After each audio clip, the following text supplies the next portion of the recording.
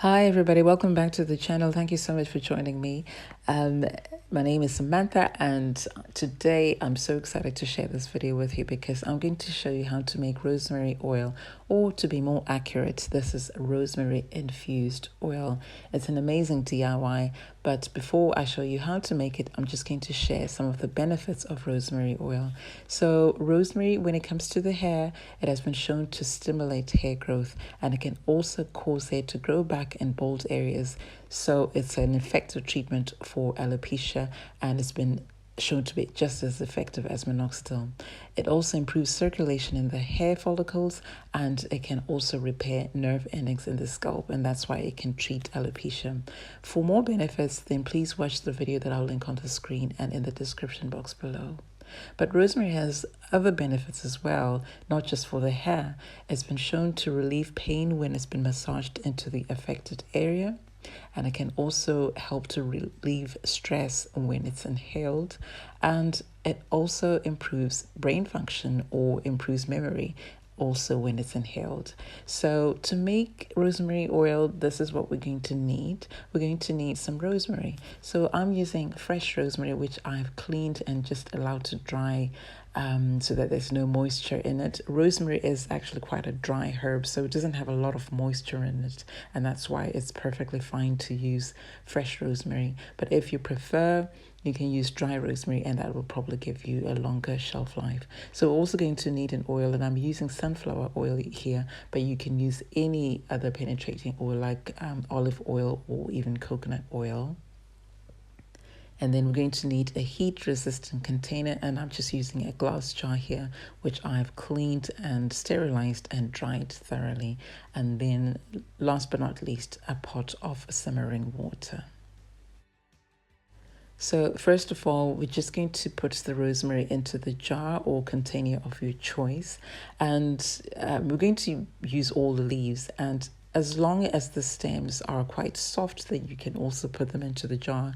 But if they are hard and woody, then don't bother putting those in because they're not going to release the oils which we want.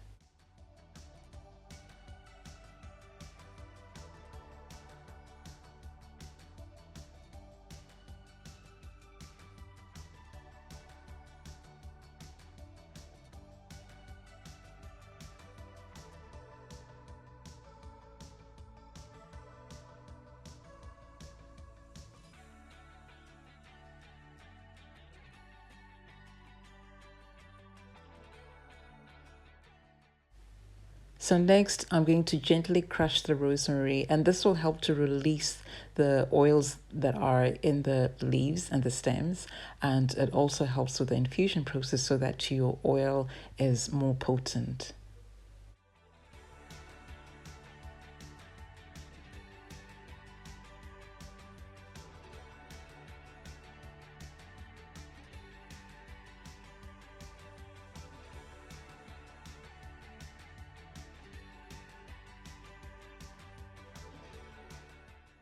Here, I was trying to show you what it looks like after I've crushed it, but I'm afraid it's not that clear. But what I can tell you is that it smells absolutely gorgeous. The smell of rosemary, it is so beautiful. And the next thing to do is to just pour enough oil to completely submerge the rosemary. So for about a handful of rosemary, I needed about half a cup of oil. So you feel free to add a little bit more or a little bit less. It's entirely up to you. But for me, half a cup was more than enough.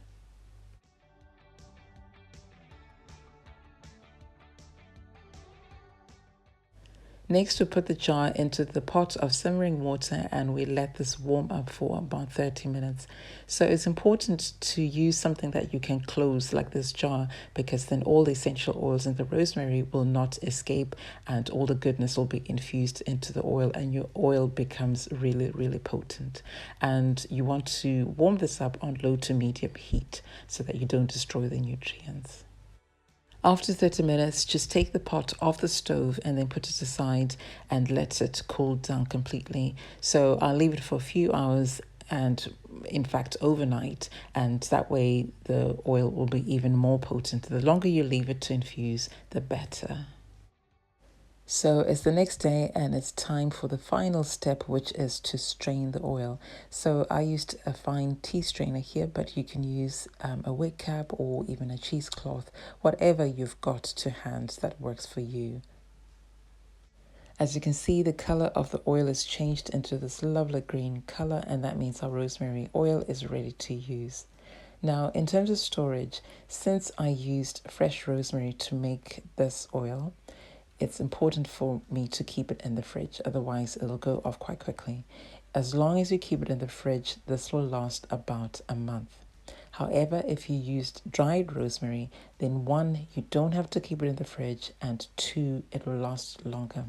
If you use fresh rosemary and you want it to last longer, then I recommend you add a preservative of your choice. That way it will last for quite a long time, months and months. So the oil is quite versatile. As I said, it's got lots of benefits and lots of uses. If you're using it for the hair, then you can apply it straight onto your scalp or onto your hair. You can add it to other growth oils or mix with other oils to make a mixture, or you can even use this to make a hair growth butter.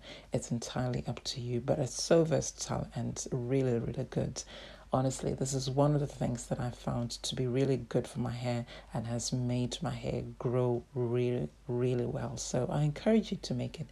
So this is it. If you do make it, come back and let me know. If you subscribe to my channel, I just want to say thank you so much. I really appreciate your support. If you're not yet subscribed to my channel, then please go ahead and hit the red subscribe button. Also, if you click the bell icon, you'll be notified every time I have a new video on the channel. Also, please give the video a thumbs up. I would really appreciate that because that will help boost my channel. Thank you so much for watching. See you in my next video. Bye for now.